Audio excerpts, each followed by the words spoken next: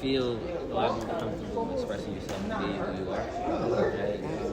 You don't have the chip on your shoulder of like you mentioned, the PTSD of being, you know. You can step out of that for a minute, right? A lot of that kind of just flies off, right?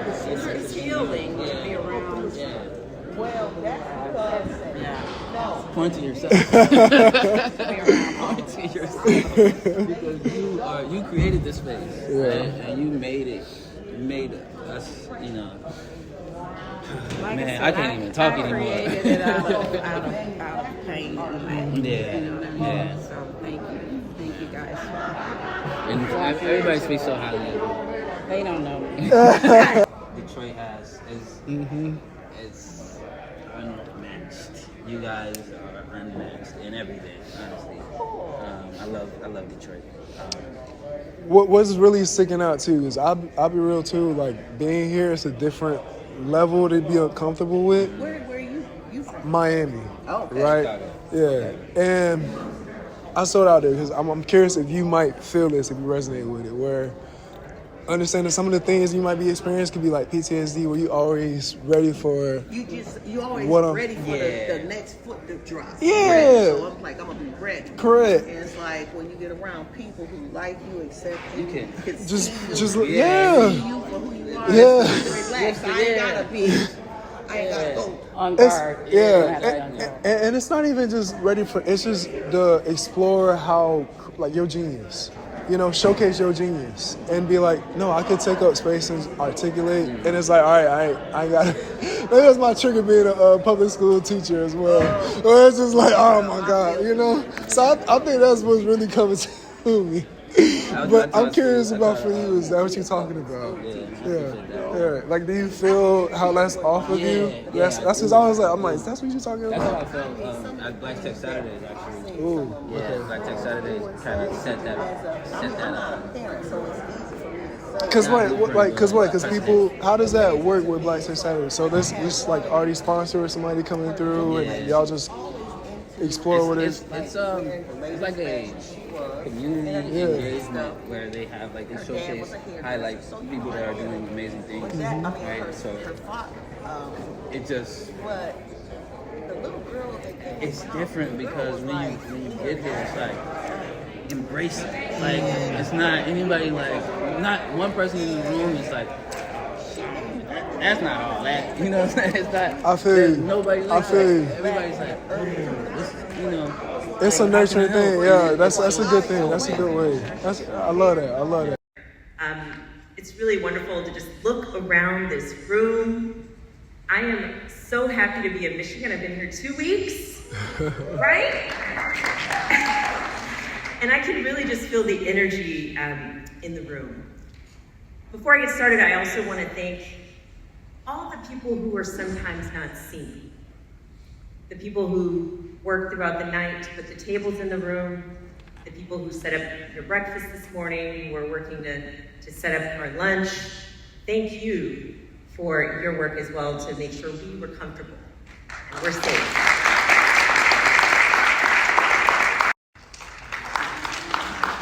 Wasn't an expected pause line, I think.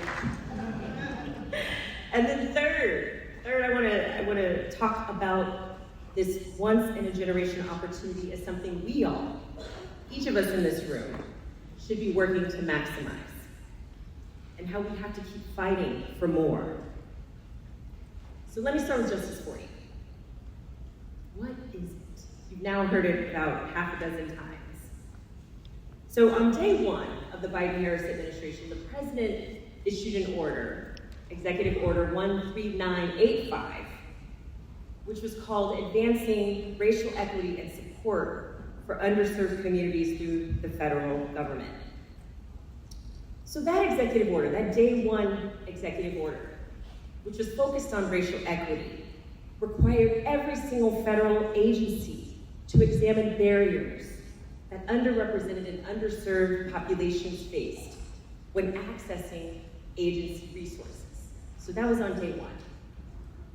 I mention this order because it laid the foundation for equitable access, at least aspirationally, across all existing and future federal programs. It had never been done before. It had never been done. And so 7 days later, the president issued Executive Order 14008, which was called Tackling the Climate Crisis at Home and Abroad, or the Climate Order, as it was called at the time. So in Section 223 of that order, the Justice 40 Initiative was born.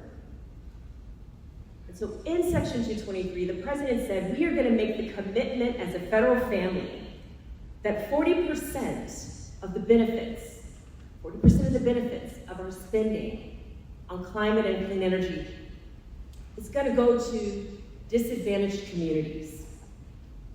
And so the president established Justice 40 on that day, day 7, in that executive order.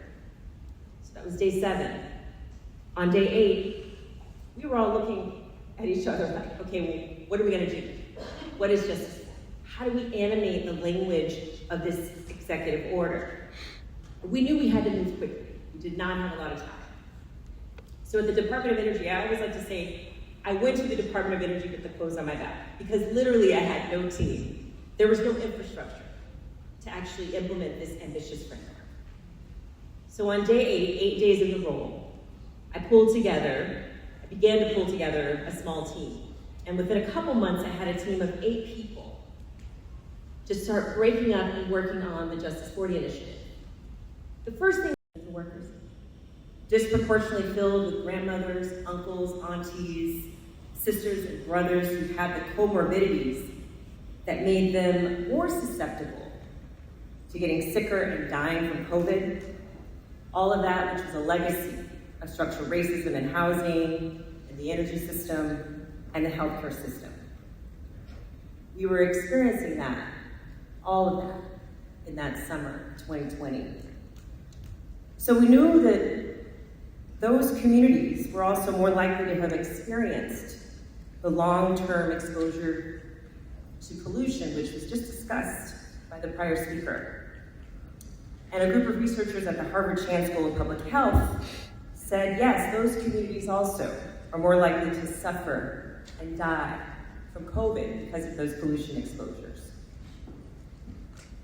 And so that same summer, that summer of 2020, our streets all over this country were also ablaze.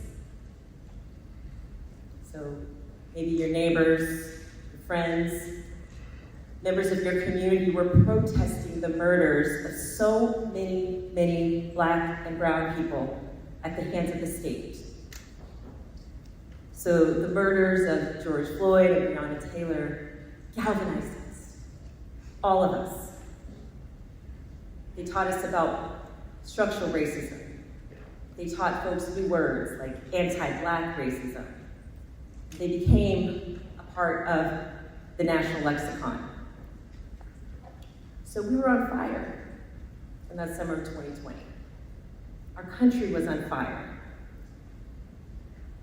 And so it was in this context, in that moment of sickness, death, climate emergency, economic devastation, and racial reckoning, that the Justice 40 Initiative was born. Okay, so before you really do go to sleep on me, I am going to ask you to open your eyes now. So going back to that time, the summer of 2020, Joe Biden, a candidate for president, was looking around our country. He saw all that. And as a candidate, he said, I want to build back better. Remember that phrase? He said if we elected him, he would do 3 things during his presidency. First, he would tackle the climate crisis. Second, he would rebuild our country after the COVID-19 pandemic. And third, he would work and fight to dismantle structural racism. But he didn't say he was going to do all those things sequentially, one after another. Well, good morning, everybody. Good morning. I, first of all, want to welcome you to our wonderful city of innovation, our city of hope, our city of transformation, and our city of grit and resilience. My request is if you came in to this conference not being a Lions fan, that you leave here being a Lions fan.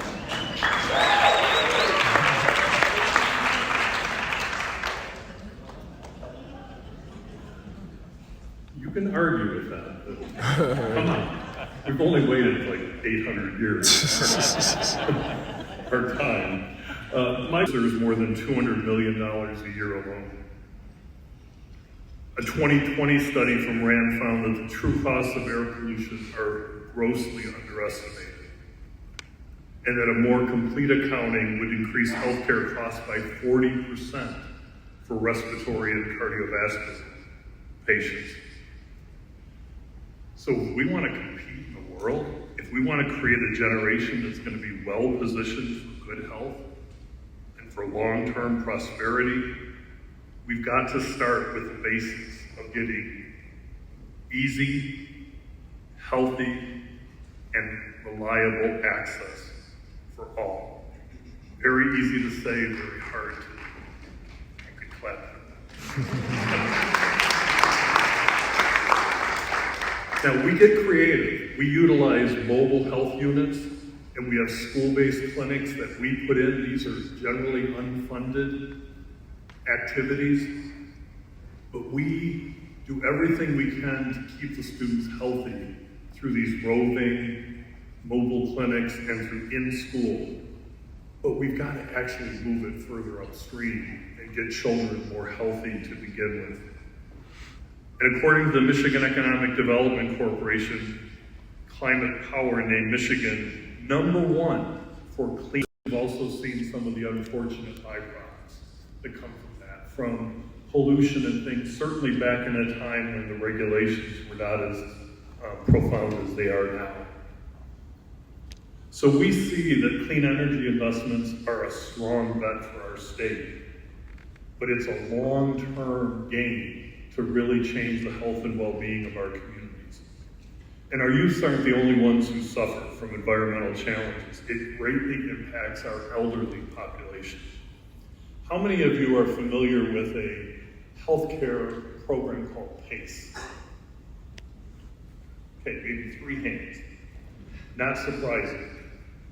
I want to just spend a minute on PACE because I think it's so illustrious of what creative, innovative minds can do. Awareness that each and every one of us in here all have an individual power, an individual superpower that is innate within us, that when activated and used for the good of ourselves and others, we can collectively create a powerful meaning that is going to change this world. So I thank you for your time. I thank you for allowing me to share my story. And I'm very excited about what Recess is going to bring forward for Black and brown communities in this space. Thank you.